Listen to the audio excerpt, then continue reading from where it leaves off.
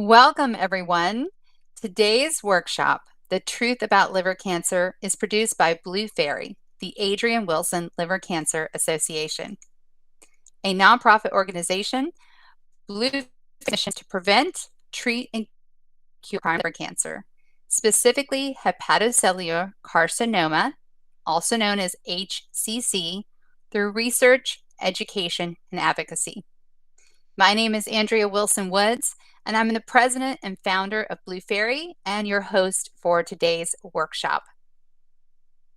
Now, our workshop today focuses on liver transplant, and we're going to meet some liver transplant recipients.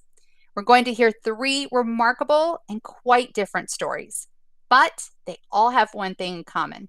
They had liver cancer or a serious disease, and they beat it with a transplant. I know their stories will fill you with hope and inspire you to take action. Now, I want to walk you through some of the features of Crowdcast before we bring our first panelist to the stage.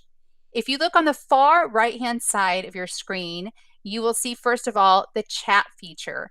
And we really appreciated all of you who started chatting after you registered. So please feel free to chat.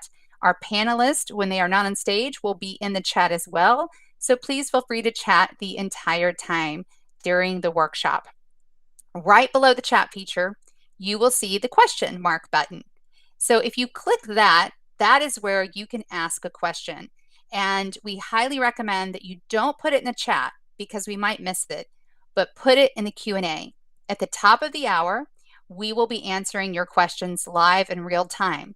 The other thing is, if you put it in the Q&A part, other people can see your question and they can upvote it. So the question that has the most votes are the ones that we will answer first, but we will, of course, do our best to get to any questions you may have if you're watching live. You will also notice that they're right below the Q&A, on the far right-hand side again, the poll. So you got to click the poll, and I'd really like you to answer it now, including our panelists. So the poll we have right now that we're only going to leave up another few more minutes that was on during registration is, what is your relationship to liver cancer? Are you a current or former patient with the disease? And I know two of our panelists are. Are you a current or former caregiver of a loved one with the disease? Are you a current healthcare provider of the disease? And that can be any kind of healthcare provider, an oncologist, a hepatologist, a surgeon, a nurse, any healthcare provider who has liver cancer patients. Are you a patient advocate for those with the disease? That would include me. Or perhaps other. It's possible that none of the above apply to you. So I know some of the people who registered, you don't have liver cancer, thankfully, but you do have a liver disease that is leading you down the transplant path. So please click other. So really, we really encourage you to do these polls. We're going to have two more during the workshop. And we don't know who answers what, but we use this data to help us continue to get funding for this program. So it's really, really vital that we know who is here today. So one more time, what's your relationship to liver cancer? Are you a current or former patient, current or former caregiver, current healthcare provider, a patient advocate, or other? The other thing I want to show you is that we have a really special worksheet today. You'll hear me talk about Allison, our program manager. She is backstage and in the chat. If you have any trouble, she can help you out. So she created a really incredible document that I want to share with you today. And first I'm going to show you the document and then show you where to find it. So it's a one sheet of liver transplant vocabulary terms. Now, these are not all of the terms that you will encounter during your transplant journey, not by a long shot, but these are all terms that our panelists will be mentioning today. So Allison has already kindly put this in the chat for you. So I'm just going to show you where that is. You might have to scroll up a little bit, but let me show you where that is. And it's just our website, and then it takes you directly to the PDF. So please feel free to download that PDF of liver transplant terms. And then also in the chat, you will see a link to our glossary, which has terms covering liver disease and liver cancer, including transplant. The last thing I want to point out to you is at the bottom of your screen, there's a green button that says join our liver cancer community. Blue Fairy has a private HIPAA compliant forum, and it's a wonderful community for liver cancer patients and their families. So what I like you to do right now is click that button, and it's going to open up, and then I want you to save it, and it'll tell you all about the liver cancer community. It'll go to our website. I want you to save it, and then I want you to close that tab, because Crowdcast is a browser-based platform, which means you didn't have to download anything to get here, but you do need to have all other tabs closed to have the best possible experience today. Also, that green button, joining the liver cancer community, is not going to be there for much longer. So let's go back to our polls and let's see the results. So far, the majority of you are current or former patients with the disease. We also have a caregiver with us live today, and then none of it applies to me. So I'm going to close this poll right now, and I'm going to put up our second poll that we're going to have, and we're going to leave this poll up while all of our panelists are talking. So how did you hear about today's workshop? Again, this is really helpful for our marketing efforts. We want to make sure everybody knows the work we're doing. It is free to patients and families. So did you see a paid social media post on Facebook or Instagram? So it was clearly an ad. Please let us know. And again, you might have to, on the far right, click the 3 bars to see the poll, but it is live right now. Did you perhaps see organic social media posts? So we did a lot of posts with all of our panelists today on multiple platforms, on Facebook, Instagram, X, and LinkedIn. So you might have seen it there. Did you hear about today's workshop directly from Blue Fairy? Perhaps you received an email from us. And if you're already on our email list, thank you so much. Perhaps you heard about it from another advocacy group, including one of the advocacy groups of our panelists. Or again, we have other. So I'm going to leave this poll up for while our panelists are talking. And again, the more information you can provide us, the better. So how did you hear about today's workshop? Let me tell you about the amazing Karen Hoyt. She is a teacher, patient, and advocate from Tulsa, Oklahoma. Karen believes that love is the key to everything and that we should all band together and create a caring community where enrichment, education, and support are available to all. So Karen, so glad you made it to the stage. Tony, we'll come back to you. Karen, take us back to the beginning. What year did you begin experiencing any symptoms, and what were they? You know, it was probably back, I thought about this morning, I think as early as 2005, 2004. I remember I had done some foreign travel at that time.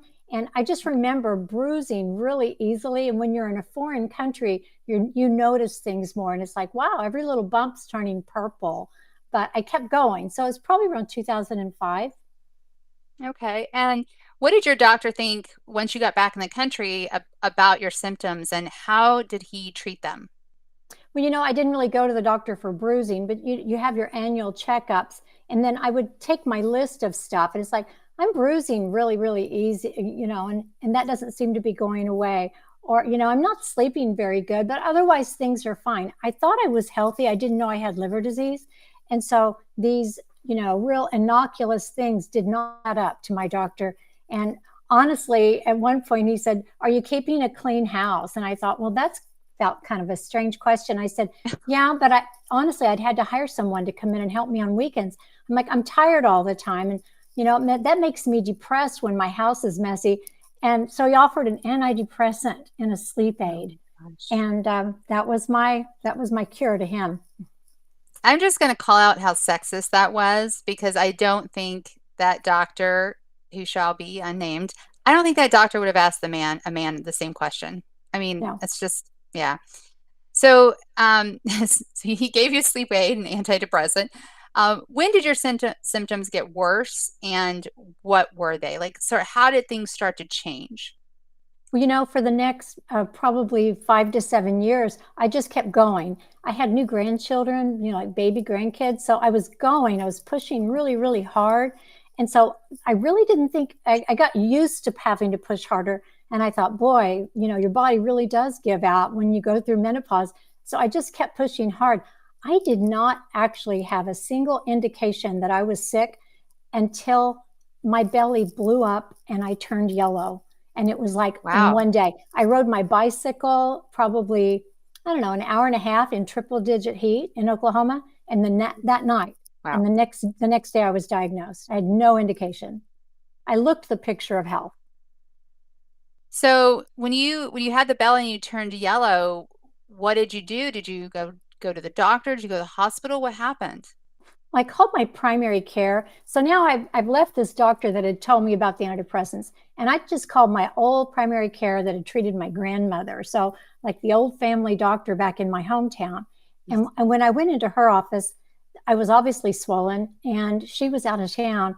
But the nurse practitioner that saw me was like, "Wow, Karen, you look pregnant." So these are people who knew me, and there was no judgment. And they said, "Karen, this is nothing to be laughed at. You need to get over to the hospital now. We want to run a CAT scan." Of course, by then I was Wow. blown up and I was beginning to turn yellow. So I think they were really suspicious that something terrible was happening.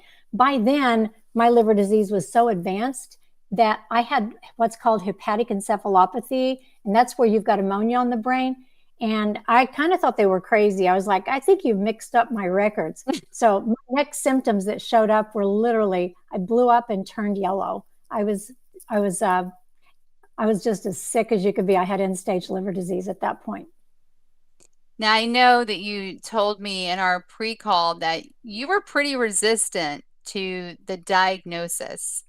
When did you receive the official diagnosis? Well, so they wanted to keep me. They ran an MRI and got my doctor on the phone and said, "Karen, you need to be admitted. We're going to do a blood transfusion. You're very anemic. Something really, really awful is going on." And hepatic encephalopathy is a terrible thing if any of you guys have dealt with it yourself or a loved one. But in that moment, it was kind of like a peaceful moment. I was like in denial. I said, "Well, there's nothing wrong with me." So I'm yellow and swollen. I said, I literally said, "Pull my IV. I'm going home." And went and got in my car, but my daughter and sisters came, took me back to the hospital. And it was about 40. It was awful. It was embarrassing. And looking back, I think that's when I first realized I had hepatic encephalopathy. I thought, who Mhm. runs out of the hospital after they've been diagnosed? Who runs away from the doctor and pulls their IV? It was really, we're anybody who's dealing with an HE patient, we don't make sense. And it was awful. But within 48 hours, I was drained and I had a blood transfusion. They waited till I was alert to tell me I had end stage liver disease and was not a candidate for a transplant at that point Wow. because I had the hepatitis C infection and there was no cure at the time. They said, "We won't transplant you with HCV." I had hepatitis. So it was a So, crash. yeah, and I don't mean to laugh, but you tell your story in such an entertaining way, which I really appreciate because you have to find some levity in all of this.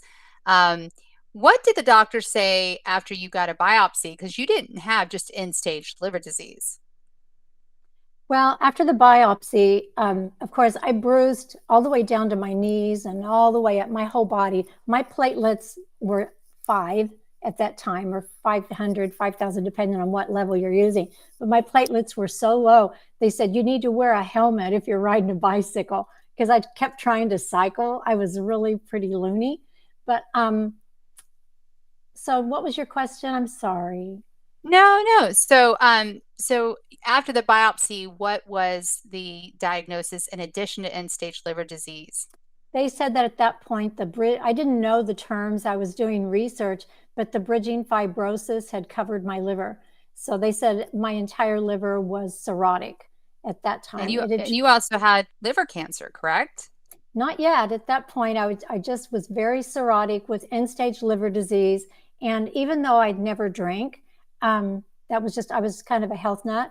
But at that point, even though I'd never drank, they said they really thought I was an alcoholic. They kept asking my family members if I wasn't maybe a closet alcoholic, because it's rare Oh, for geez. someone's liver to be so sick at that young of an age. What month and year approximately were you diagnosed with liver cancer? Because I know eventually that end-stage liver disease led to liver cancer. So in August of 2010, my liver failed, and I began to have every 6 months, well, first every 3 months, and then every 6 months, I had bleeding varices. So I was having sometimes monthly bandings to stop the bleeding. But I dealt with all the things that an end stage liver disease person deals with, and I had to create that diet that was low sodium.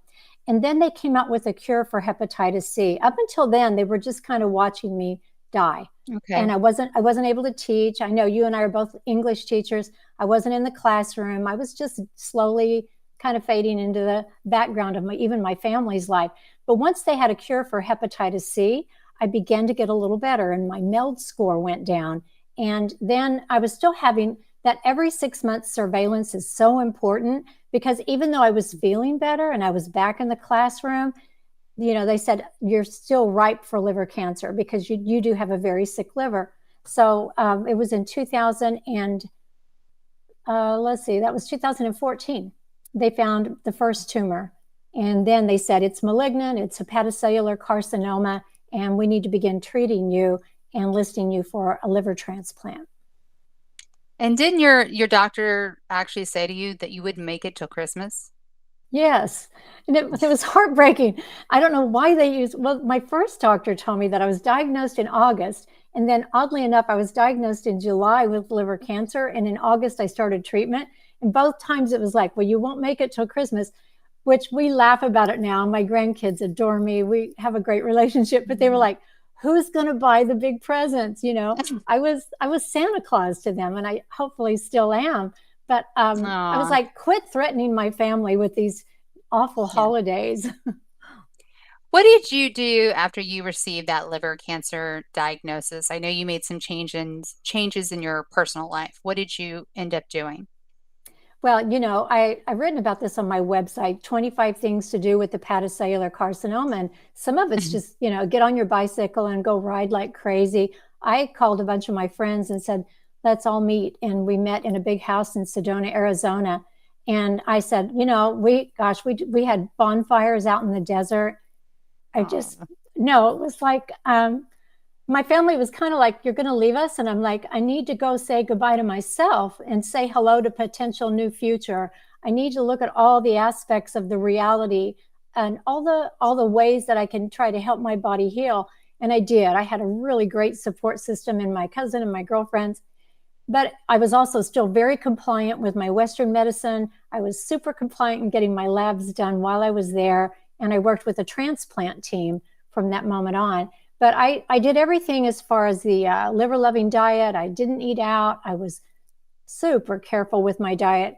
I, I didn't want to die. and, And that's been and almost 10 years ago. I wasn't through with life yet. right. And didn't you, I just want to share this because I think it's so valuable. You create a spreadsheet, right? To Yes. sort of plan out things. Yes, I did. So I used legal pads, and I used Excel, and I created spreadsheets and mapped out exactly everything that I would do, spirit, mind, and body. I'm still a big journal keeper, and I saved a lot of those journals. Some of those journals, I would write down things that I didn't want even my family to hear, my darkest fears and my biggest hopes. Even our Yeah. hopes. Cancer is scary. Transplant, just being on a transplant list and imagining people opening you up, and it was all so scary. I would just write things down, and then I'd go have a little bonfire in my backyard once I got back to Oklahoma. And that's why I love talking to people about this, because you're all alone. You realize you come into this world alone and you're going out alone. And all those precious things that are in your house, they don't put a U-Haul behind a casket. All of a sudden, I began to look at things differently. And all that mattered was staying alive and loving the people that were around me, and then Yeah. joining with people like you who realize what a serious thing liver cancer is. So I thank you for that, by the way. I know you were referred, your hepatologist referred you to a liver transplant center. What treatment options were discussed with you while you were initially that first time sort of waiting for the transplant? Well, in the beginning, I was immediately transferred over to their sister hospital, which was cancer patients only. And so you go into a building with all the hairless people, and there we all were in our vulnerable state. And They talked about the treatments and what they have, what's called for liver patients. It's amazing. They call it a bridge to transplant. And Mhm. the bridge to transplant consists of a lot of different things, depending on where your tumor is located, what size it is, what your initial implant, why your liver was inflamed to start with. And so for me, we beat Hep C.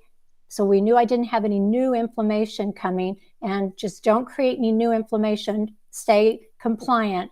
Compliance was a big term at the transplant team.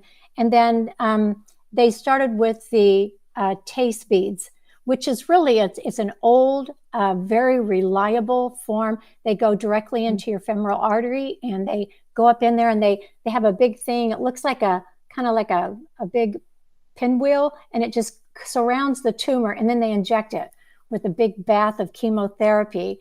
And that way you don't have the systemic chemotherapy through your whole bloodstream. Right.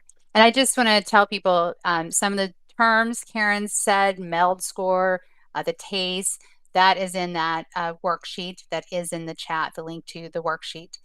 So I know at one point that you were actually doing well enough that you dropped your place on the transplant list, because it is a list, so people know, was dropping because you were doing better. And you had some questions about whether to stay on the transplant list. Can you tell us why that was? Yeah, and I think everybody who's dealt with this can understand that, you quit taking your antibiotic, on the 5th day when you're supposed to take it for 7. And I think it was kind of like that with me. I had my first round, and they said, wow, the tumor's gone. You're in good shape. And then I was working with a group of high school students. I'm a high school teacher. I wasn't teaching, but I'd gone back to my high school, and they were letting me volunteer. They were being nice Oh, to the teacher. And I was working with a group of students before the Christmas dance, and I said, hey guys, don't anybody drink and drive before, dance. Be sure and have safe plans made for after the dance. And then I went home, and I cried all the way home. And I couldn't think that a teenager might die and that I would get their liver. So I called and asked to be removed from the list. The nice thing about every transplant team in America has their own way of helping to prep and to support the patient. It's a multidisciplinary team, which means social workers, financial workers, people who help you with every aspect. At that point, they're like, Karen, we've got a psychologist we'd like for you to talk to. We don't want to drop you because we don't think you realize how serious it would be for you to lose your place in line. And so, right. so actually they said, can you come back after Christmas? And I said, well, I'm going to make it to Christmas. Okay, I'll come back then. And I said, okay, I'll wait. Then after Christmas, I say popped. It's just a word I use. We try to Yeah. use interesting vocabulary to try to keep it so glum, from being so glum with our family and our loved ones. But I said 2 new tumors had come up by January. And then Wow. literally my words were, okay, transplant team, you guys step on the gas and let's kill these tumors and keep me alive. And I was able to And get my when, transplant in April that year. can you tell us about the donor? Because I know he's really special to you. He really is. And we just had our 9th year anniversary together, and he would have been 25 in March. And I live in Oklahoma, and my donor was a part Cherokee, part Osage, 17-year-old boy. And I Oh, wrote a letter to his family and heard back. And I think, first of all, I understand I'm a teacher, and he was doing poorly in school, and he was just really having a rough year. And but he had a twin brother, so I'm also real close with his mom because she made a very very tough decision when he had a traumatic brain injury. But she still yeah. celebrates his life with his twin brother every year. So his twin brother just turned 25, and I celebrated Gavin, um, just like I do every day. Oh, okay. So, what advice do you have for patients with liver disease or cancer before we bring Tony up to the stage? What advice would you give?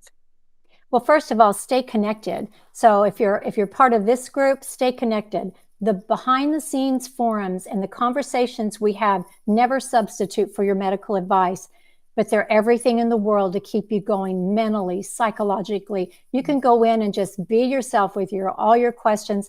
and they'll help you get ready for your next doctor's appointment. Other people who have experience. So I'd say lived experience, stay connected in forums.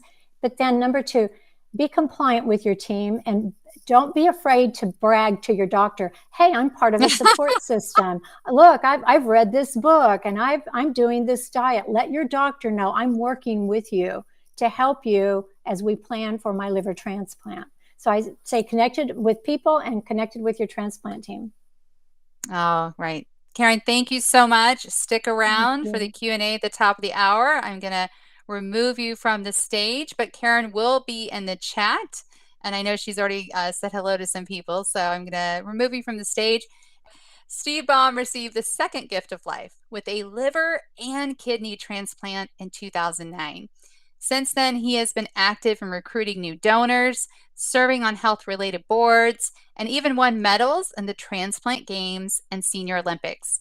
He and his wife, Anne, this is probably my favorite part of your story, are in their 50th year of marriage and have 2 children and 3 grandchildren. Steve, thank you so much for joining us. Thank you very much. Happy to be here.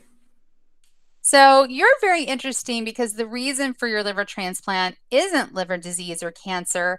Instead, it's polycystic kidney disease or PKD. When did you first realize what that even was? Well, my father was taken to the hospital one time with internal bleeding, and this was in the late 70s. And by the time they opened him up, for the people in that hospital, that there were cysts on someone's kidney was very unusual. He was kind of the star of the, the star of the hospital that night, and we learned that it is hereditary. It will affect roughly half of the children. If one person has PKD, one parent, and one does not, each child is its own 50-50 chance on whether they'll carry it. In my case, I'm the oldest of 4. One of our siblings doesn't have it at all. 2 of us have gotten to the point where transplants were necessary. And my youngest brother so far is being treated with drugs that are in beta stage that are doing very well on stopping the growth. Oh, that's excellent. Thank you so much for sharing that. When did you first have symptoms yourself of PKD, and what were they?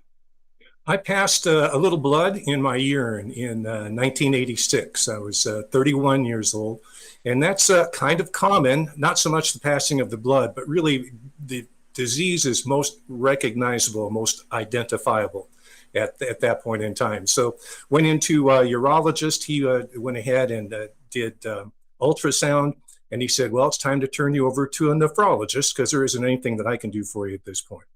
So my first nephrologist was a referral from my primary care doctor, and he was an excellent nephrologist. He was funny, he was enjoyable to be around. He just had one problem.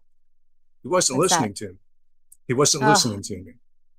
And so other symptoms I was describing, which would be symptoms of an ever enlarging liver, it just didn't register. So on my own, I went ahead and I did my own research, as they say. We've heard that too often, by the way, on social media. Did my own yeah, we're research gonna hear and found someone new. And after an hour with Dr. Taylor, he came back and he said, well, it's interesting. Just 6 months ago, I had a patient with the very same symptoms. He says, but you have polycystic liver disease as well. And by the way, your liver is getting big. The medical term is massively enlarged. So, that.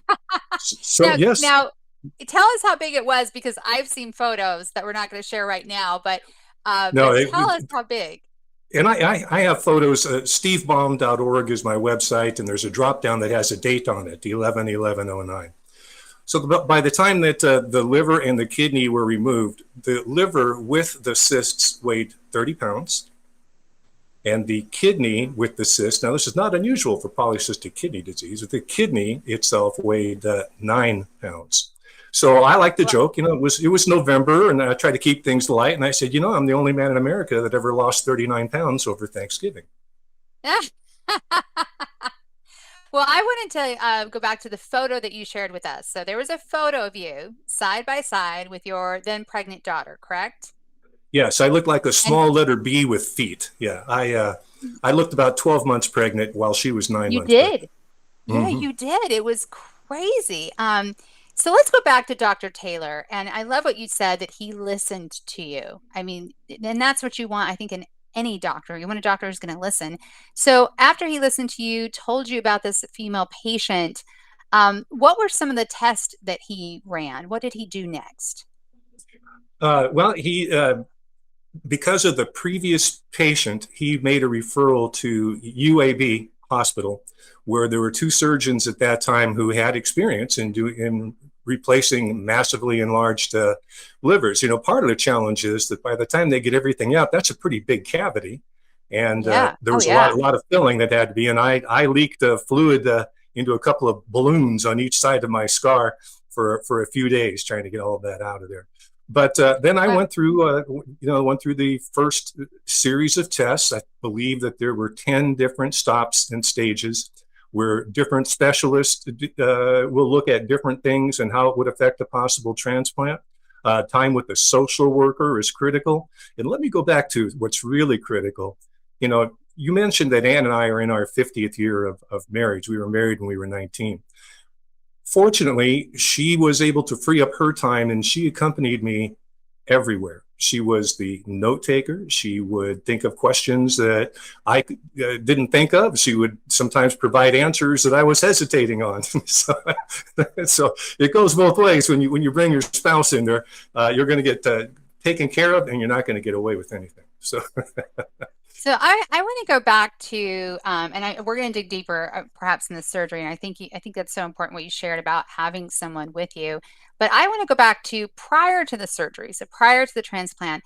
How were the symptoms starting to impact your daily life? We heard from Karen already that the issues that she was having.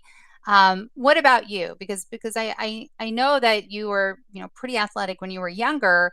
Talk to us a little bit about, like, what was going on in your life and what was your career, and then what changed. okay, go back to the first question, the early part of that. I kind of missed it because it sounded like a good starting point. Start with that question again, It just please. prior to the surgery, so how were the symptoms affecting your daily Thank life? you. You bet. You bet. Well, it was pretty pain-free, except for just the size of it and trying to move around. Um, I will never again ever tease a woman far along in pregnancy about how she walks, because they all walk better than I did at that point in time. What I felt as the liver continued to grow and the kidney continued to grow and the cysts grew faster than either one of those is there was a displacement of my digestive system, so that Right. I felt this pressure. I felt without even knowing what it was, I felt the weight of the liver pressing down on my stomach and on my intestines.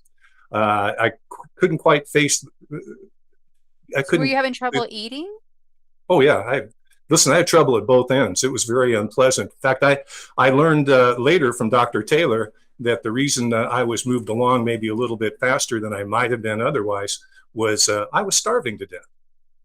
Wow. Wow. So despite having this enormous stomach that made you look more pregnant than your daughter who was pregnant, you were having trouble even eating Yes, I was. and Yes, I and was. And swallowing. and eating and evacuating any problem that could be have in that stream, I had that problem. So then it became a wait. Fortunately, I was only on the wait list for 10 months, and the liver and kidney transplant Wait, were wait, done wait. in Let's go back. Only 10 months? That feels like an 10 months. eternity.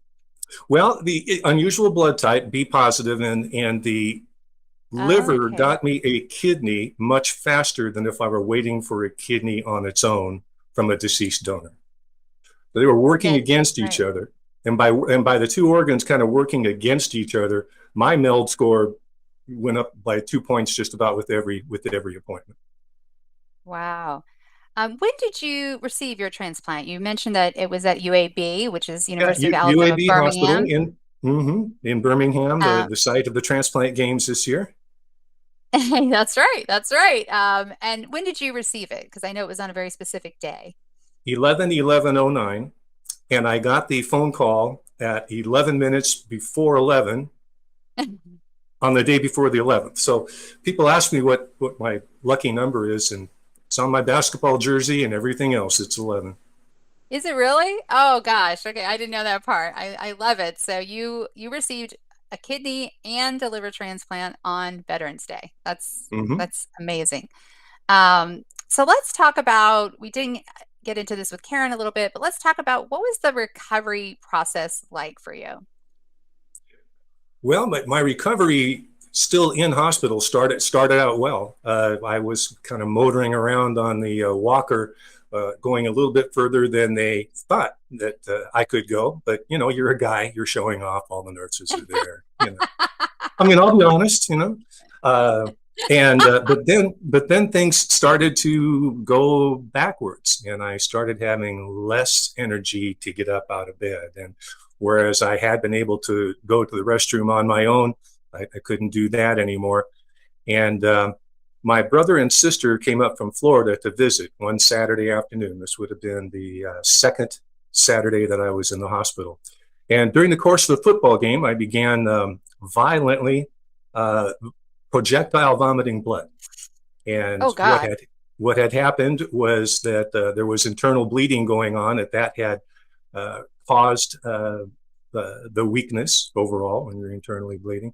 And so then on that Saturday night, I was the star of the hospital because it was all systems go to try to bring this guy back. And in fact, I remember looking up, kind of only being barely awake, and there were 5 units of blood, hooked up over here, all ready to go, in a couple of tubes going like this. And then one tube was dripping other liquid out over here. And I remember having the thought of, well, if they want that liquid to go here, I just eliminate the middleman.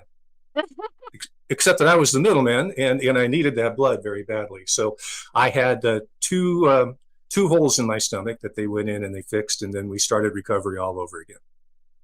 Wow. And I mean, you had ulcers, right? Is that what's Yes, yeah, ultimately what, yeah. two ulcers which Wow. I've not had before. It is unfortunately somewhat common in hospitals. We didn't pursue it. We didn't pursue any action. We just thought it was one of those things that just happened. We're very happy to be where we are today. Wow. Oh my goodness. So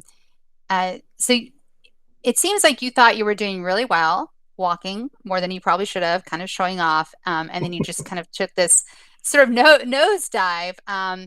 How long after that incident did it really take you to fully recover and really feel good physically, mentally, and emotionally? Very quickly. Very quickly. Let's go with the Wow. emotionally. We had tremendous support, friends going back to junior high school and high school. And remember, I was no spring Oh my chicken gosh. when I got this, and support from family and the like. My legs came back pretty quickly. Now, for a guy who liked sports, I never had great legs anyway. I wasn't going to win any sprints, but I was able to walk well and upright and stay upright. Um, so there were a lot of good breaks after that incident in the hospital. There was a series of good breaks that frankly had me back at work 6 weeks, 7 weeks after my surgery. That's crazy. That's amazing. Wow. You already mentioned the role that your wife Ann played. What advice do you have for patients who have a serious life-threatening disease like PKD? I think that as we all go through the stages of grief, which is basically what happens when you get that news, is that well, it's hard to describe it. It just went well. I guess I didn't overthink it, but the key thing for me was the buddy system. The fact that Anne Okay. was there, the fact that she could assist in all the ways she assisted, and so people who might be uninsured or don't have that type of a support system, those are the people we try to reach out to and try to help. Because even though I had some complications, I'm well aware that I'm one of the lucky ones. Wow. Okay, so thank you so much for sharing your story. We're doing things a little out of order than we practice in our tech rehearsals. I'm going to send you back to the audience, but don't Okay, go anywhere. And we're thanks. going to go ahead and invite Tony to the stage. Following his personal experience with his fatty liver diagnosis and a life-saving liver transplant, Tony Villiotti founded Nash Knowledge to help others avoid a similar fate by providing disease education. And let me go ahead and spotlight you, Tony. Take us back to the beginning of your journey with liver disease. When were you first diagnosed? You sure be happy to. Yeah, I was diagnosed in 2005. Just to set the stage, uh, I was 59 years old. I was retired. I was a type 2 diabetic and I was obese. And I was seeing my primary care physician every 6 months because of my diabetes. So at an Okay. appointment in 2000, at an appointment in 2005, he told me my liver enzymes were elevated, but didn't make a big deal of it. He said I had fatty liver, which I didn't really know what that was, but he said I should lose some weight. But I was told to lose weight at every appointment of my adult life, so that didn't really set off any warning bells. So so I continued to see the doctor every 6 months over the next 9 years. Sometimes he mentioned fatty liver, sometimes he didn't. And after he asked me to get an ultrasound in 2014, which is again 9 years later, and Right. he left me a voicemail and said I had MASH, which at the time I never heard of, non-alcoholic steatohepatitis, and I also Right. had cirrhosis. Oh He my thought I had God. cirrhosis, so which really confused us. My wife and I actually thought he had called the wrong patient because I very seldom drink, and I always associated cirrhosis with drinking or drug use. So at that point, he referred me to a hepatologist, and who confirmed uh, the cirrhosis diagnosis. And with it, over the next 2 years, the my liver continued to deteriorate. In 2017, I was told I had liver cancer. Wow. So you knew in 2005, and I know that's why you're so passionate about this, that you had fatty liver, but you were never told what that could lead to. That was never explained to you. Exactly. Gosh. Um, when you received that liver cancer diagnosis, um, what, I mean, how did you feel, and what did the healthcare providers say were the next steps? Yeah, well, I had very little anyway symptoms. So was feeling pretty good, but I knew I was scheduled for my regular appointment, and they called to move up the appointment. I was getting regular MRIs, and they called to move up my appointment, which is never a Which good is always a sign. bad sign, And right? they told me I had right, and they told me I had liver cancer, and I really need to get a transplant. Tony, take us back to the beginning of your journey with liver disease. When were you first diagnosed? You sure be happy to. Yeah, I was diagnosed in 2005. Just to set the stage, uh, I was 59 years old. I was retired. I was a type 2 diabetic and I was obese. And I was seeing my primary care physician every 6 months because of my diabetes. So at an Okay. appointment in 2000, at an appointment in 2005, he told me my liver enzymes were elevated, but didn't make a big deal of it. He said I had fatty liver, which I didn't really know what that was, but he said I should lose some weight. But I was told to lose weight at every appointment of my adult life, so that didn't really set off any warning bells. So so I continued to see the doctor every 6 months over the next 9 years. Sometimes he mentioned fatty liver, sometimes he didn't. And after he asked me to get an ultrasound in 2014, which is again 9 years later, and Right. he left me a voicemail and said I had MASH, which at the time I never heard of, non-alcoholic steatohepatitis, and I also Right. had cirrhosis. He Oh my thought I had God. cirrhosis, so which really confused us. My wife and I actually thought he had called the wrong patient because I very seldom drink, and I always associated cirrhosis with drinking or drug use. So at that point, he referred me to a hepatologist, and who confirmed uh, the cirrhosis diagnosis. And with it, over the next 2 years, the my liver continued to deteriorate. And in 2017, I was told I had liver cancer. Wow. So you knew in 2005, and I know that's why you're so passionate about this, that you had fatty liver, but you were never told what that could lead to. That was never explained to you. Exactly. Gosh. When you received that liver cancer diagnosis, um, what, I mean, how did you feel, and what did the healthcare providers say were the next steps? Yeah, well, I had very little in wisdom, so was feeling pretty good. But I knew, I was scheduled for my regular appointment, and they called to move up the appointment. I was getting regular MRIs, and they called to move up my appointment, which is never a Which good is always a sign. bad sign, And right? they told me I had right, and they told me I had liver cancer, and I really need to get a transplant. Now, the idea of a transplant had come up during in earlier discussions with my hepatologist, but I always dismissed it. I said, I'm not going to get a liver transplant. Why? Why And I didn't you? raised this again in that session. Well, I just thought I didn't think I needed it, and I had this misconception that it was really kind of a life-threatening process. Again, lack of education. And Okay. I done a little bit of research, and I had read that it would make my diabetes worse if I had a transplant. So I expressed that thought to the oncologist, and my hepatologist was also there. And she said, Tony, we can treat you for diabetes. We can't treat you if you're dead. And so Oh, that your message received.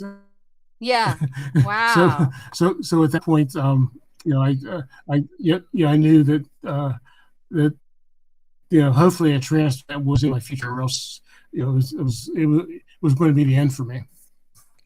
Um, that's a really powerful statement by that doctor, by the way, right? I mean, that was like shaking you, waking you up, Yeah. saying, "Look, look, we're trying to save your life, dude. Okay, we're trying to save your life." What did your family and friends think about this Exactly. once you got that diagnosis? What did they think? Well, well, my until I had this cirrhosis diagnosis, I really hadn't mentioned to any of my friends. Okay, And I barely interesting. mentioned it to my wife. But once I got that What? Wait, diagnosis, what? my wife became so my wife, she started coming with me to every appointment, and just like Steve mentioned earlier, she played a huge role in the process from that point forward. Taking notes, asking more questions than I did, and so forth. But and my friends, none of them had ever heard of non-alcoholic cirrhosis. So they Yeah, were saying, how can you have it? I mean, it was more disbelieving on their part. They're very supportive, yeah. but they just But didn't know. The designated driver was was the one who ended up with cirrhosis. Same thing when my sister was diagnosed with HCC. It was the same thing that her friends' parents, who were about 10 years older than I was at the time, so they were in their late 30s, educated people, and they all somehow thought that my sister had been an alcoholic for all 15 years of her life. Like that was the only way she could have gotten liver cancer. So, Yeah. so yeah, I really feel you. Let's talk about the transplant. How did you prepare for your transplant? Did you have any bridge procedures, as Karen talked about earlier, before the transplant? Yeah, I mean, it was explained to me, the idea, the task at hand was to stop the tumor from growing and spreading. Yeah. If it grew or spread, I would no longer be eligible for a transplant. So the doctor, the oncologist, recommended that I undergo stereotactic body radiation therapy, which consists of Yep. 5 very targeted doses of radiation over a 10-day period. And my doctor, my oncologist, was actually one of the innovators with that Really? procedure. Oh, that's so And he cool. told me his experience. Yeah, and he told me actually, it was very cool. He told me he had a 90% success rate with the procedure. So that sounded pretty good. Can't get better odds than that. So we start. Yeah, there's a lot of testing you have to undergo before that, and in terms of making sure they're hitting the right spots with radiation. But so that's my cancer diagnosis was in March 17th, St. Patrick's Day, March 17th, and we started the procedure in April, and it would take 6 months to know if it worked or not. So that was so that I prepared that way. Obviously, getting getting that That and then that you procedure got on done, the and transplant I list, also right? yeah, not until I got on the transplant list in June. Got Um, it. Okay.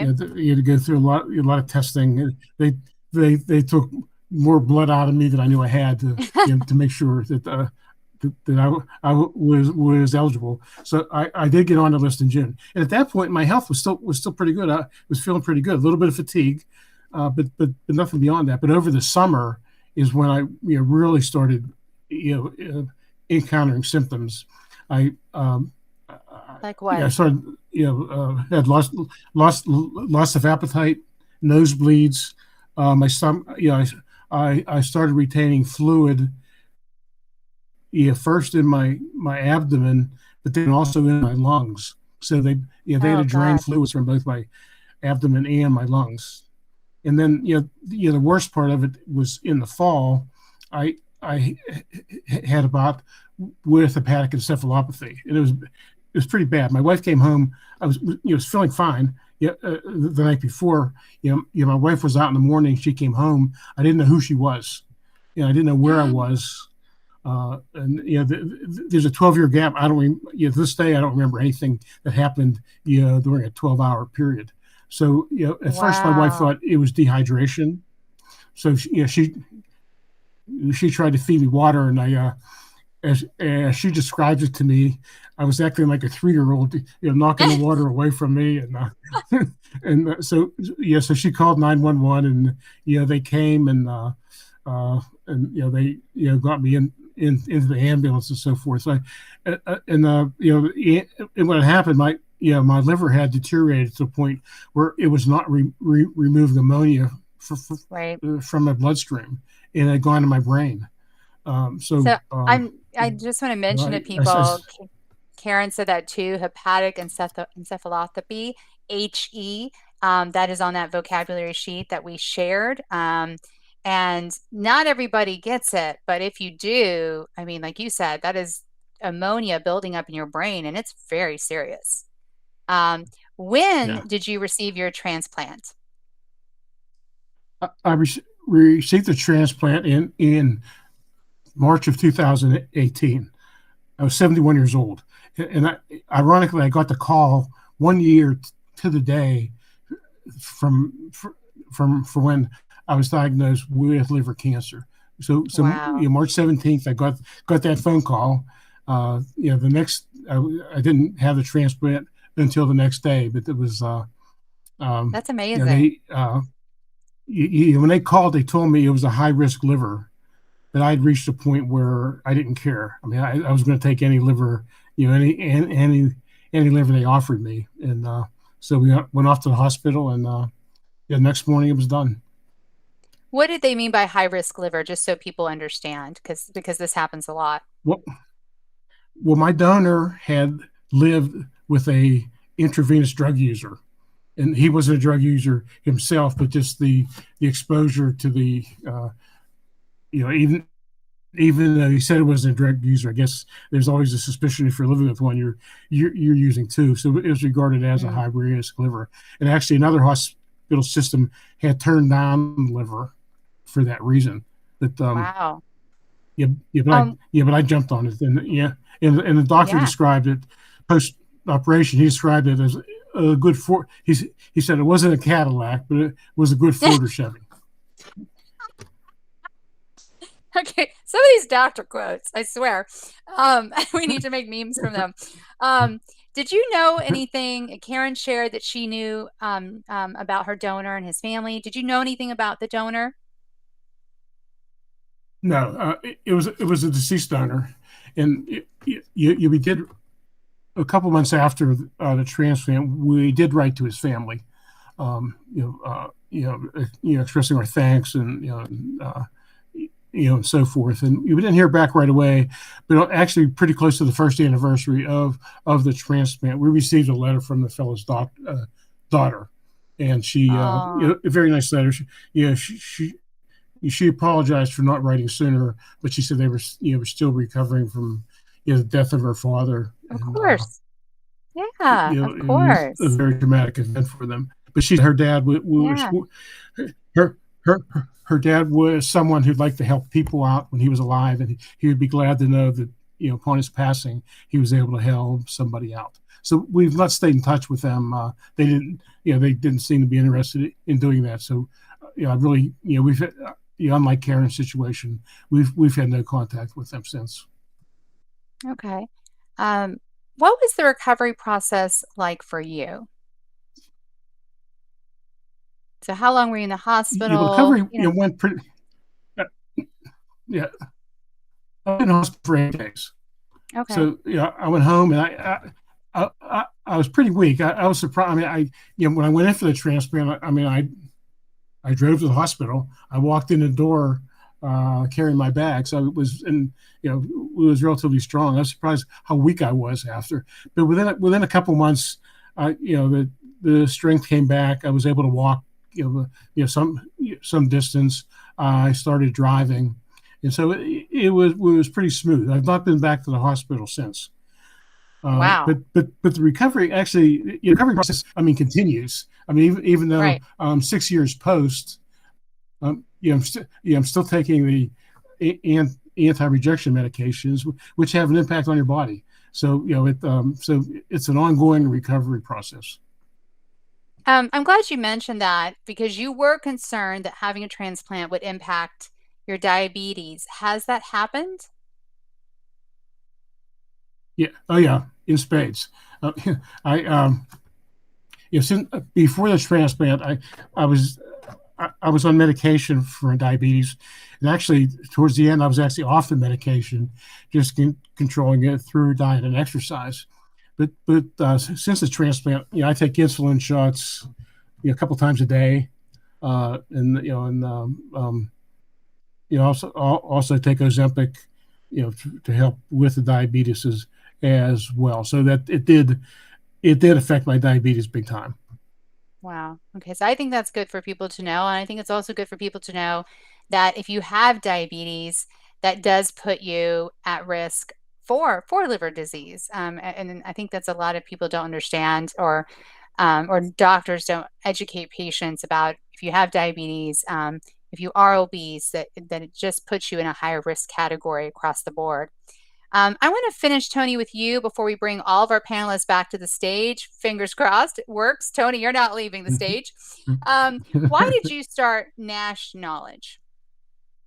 Well, looking back on my experience after the transplant, two things really jumped out at me. One was that practically, not many people knew about non-alcoholic fatty liver disease. And doing some research while I was recovering, I found some surveys that have been done that showed that was the case. And the second thing at me was a lack of education about fatty liver disease. Like going back to the example, I didn't know I was at risk for cirrhosis when I was told Right. I had a fatty liver. So we set out to raise awareness, and we actually produced some of the education materials I wish I had had. For example, I always told people I That's wish I had awesome. had a roadmap on day one. We produced something called the fatty liver roadmap that shows people what can happen, not what will happen, but what can happen. And we also produced a documentary That's incredible. So about my experience that was shown PBS. So let's make sure, Tony, that we put a link in the chat for that because this chat lives on after the event and people can see it. So we'll make sure we put a link to Nash Knowledge in the chat.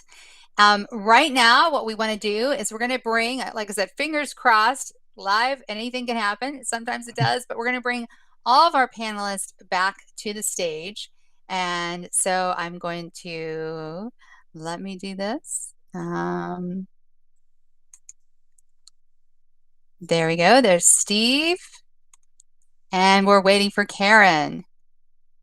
And while we're waiting for Karen, I just want to remind everyone, the poll is visible. So how did you hear about today's workshop? Please be sure to answer that poll. It's the little bars on the far right of your screen below the Q&A. So please answer that poll. And then we are going to finish up after the Q&A with one more poll. So let me go over to the Q&A. And let me show it on the screen. Hopefully it will block me and not anybody else. So, did you join any support groups during your transplant journey? Let's start with you, Karen.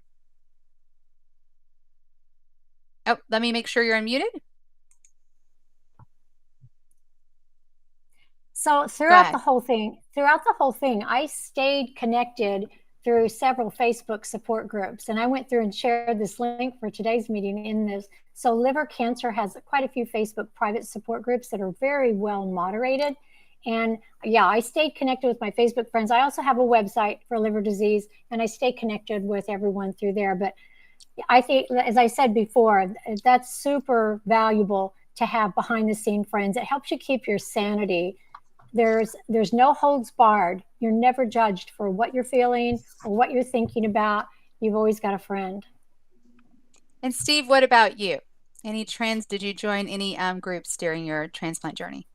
Afterwards, several groups. Interesting. Excuse me. Afterwards. Well, it was pretty brief, really. 10 months on the list is a short period of time, and the liver thing had been a complete shock. So really, afterwards, and I'll bet everybody on this call knows what a tremendous feeling of gratitude that everybody has when that opportunity comes up.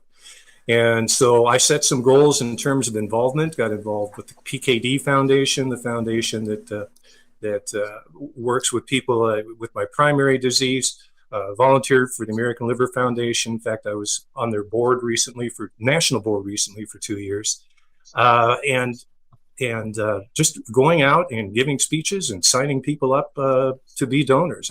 I'm somewhere in the neighborhood of 600 signed donors that I can actually verify. Had a goal of 1,000. I'm not sure I'm going to live that long if I don't get a little bit better at Yes, this. you will.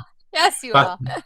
I'm with Tony in that right now all my struggles are with 14 and a half years worth of meds, including 2 immunosuppressants. So I told my surgeon the last time I saw him, I said, look, my new parts are my best parts. The rest of me is 68 years old.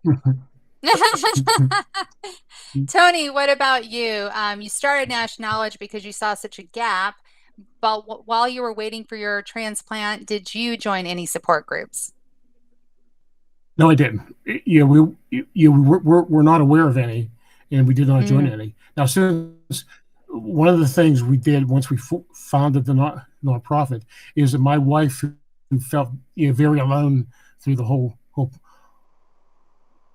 process. Yeah, there's not a lot for caregivers. We started a support group. Yeah. That's so true. we have a Zoom-based support group for patients and caregivers of all stages of liver disease, regardless of their condition. So we have about 250 members in the support group that covers about 30 different states. Wow, that's incredible. And I just want to tell everybody, I got to do a shout out. So we do have our liver cancer community. I'm actually going to leave that green button here because we get a lot of people who watch the replay.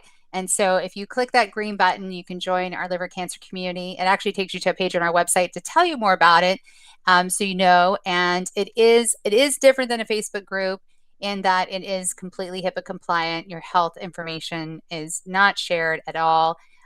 But it's super user-friendly like Facebook too. So it's certainly not hard to sign up. And you can also sign up anonymously if you just want to kind of hang around and read other people's posts. That's perfectly okay. So I want to go to our next question. You guys have talked a little bit about this. And I'm going to rephrase the question just a little bit. But one of the things that I am always looking for and want to see is patients and survivors and family members becoming advocates, because I'm a firm believer that we've got to get the stories out, right? And you can see all the numbers in the world, like the numbers for liver cancer are crazy. Over 900,000 new cases a year. This is worldwide, and over 800,000 deaths. And you can see those exact numbers on Blue Fairy's website. But if but people aren't moved by numbers. They're moved by the stories that you guys share today. So the question we have is, can you share some more information about your patient advocacy network? Some of you have done that a little bit, or your work, but I want to ask you a little bit more of a nuanced question, and then feel free to answer the question too. And we'll start with you this time, Steve. What motivated you personally to become an advocate, to sign up all those donors? So let's start with you, Steve. Well, honestly, it's the only path that I saw. In other words, not being an advocate, not getting involved was never even on the table. And again, I think Wow. that the people who have been through the journey and been through the journey to the point of having received a transplant, it's hard to talk about how how grateful you are and how much you want to help. So that would be my answer. Okay, great. Tony, you mentioned, and I just feel for your story because I had the same experience. There were no resources, nothing available. But still, it is not easy to take such a challenging, life-threatening illness and turn that into a positive experience. And so, what motivated you to do that? Well, my motivation was, I felt like, my life had been saved because a donor was unselfish enough to pay for the Yeah. use of his liver. And I felt that I didn't think, to be honest, I didn't think I had a choice. Kind of, similar to Steve, I felt like it was something I had to do. It was an IOU I had to repay. So, we formed the nonprofit about 5 months after my transplant, with the idea that this is something we just had an obligation, to do this, and so that was the motivation. That's amazing. Karen, you kind of skimped on your bio. I know you do a lot of patient advocacy work. So, can you share a little bit more about the patient advocacy work that you do now? And also, back to my original question, and what motivated you to do that? Well, in the very beginning, I couldn't find anything online that answered the questions about people like me. So I was looking for a story that I could identify with. We're all voyeuristic. That's why reality TV and all that works. We all want to, yeah, there's somebody, oh, I can identify with that. I can identify with that. I couldn't find anybody that I identified with. So as a teacher, so this is kind of two pronged. And you're an English teacher, so you'll get this. As a teacher, on the first week of school, everybody had to bring an item in high school because nobody wants to give a speech about themselves. But everybody had to stand in front of the room, whether they brought their game controller or their hunting knife or their hair curl or whatever they brought to tell something about themselves. It's important for us as humans to connect with other humans. It's a part of our healing. It's a part of our growth. So I've always encouraged storytelling. And then as an English teacher, I threw that website out there and it was a mess. I couldn't even spell. I couldn't even teach. I couldn't even be in the classroom. I was like fighting to get on disability. But I wanted to tell my story because our shared story, that was a long answer, but it was very heartfelt.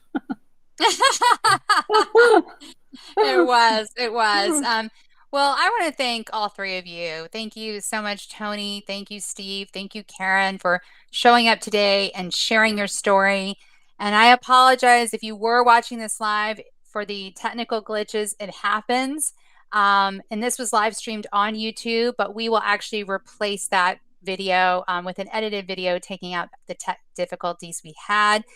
We will also, they are in the chat, a link to both Karen's website and her blog, and a link to Tony's organization, Nash Knowledge. Those links will stay in the chat because I know we have a lot of people who watch the replay on Crowdcast. And again, I'm just going to promote Fairy. We've got that green button. Normally I change it over to the donate button, but I'm going to say please join our liver cancer community, because you really do feel so isolated, whether you're the patient or the caregiver during the experience. And when you find other people who understand, it can make all the difference in the world. I also want to thank our sponsors of the Truth About Liver Cancer program. So the 2024 sponsors are AstraZeneca, Eisai, Exelixis, Genentech, and Merck.